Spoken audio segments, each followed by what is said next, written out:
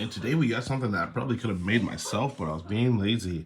Panera with this broccoli cheddar soup. It looks so wunderbar. And this chicken barbecue sandwich. Obviously, add extra onion. And the barbecue.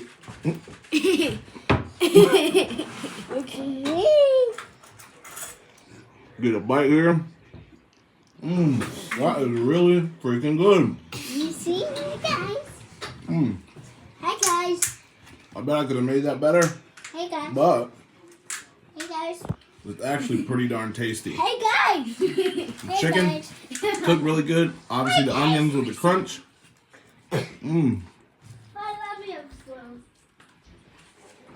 This is a must try if you ever go there. Oh,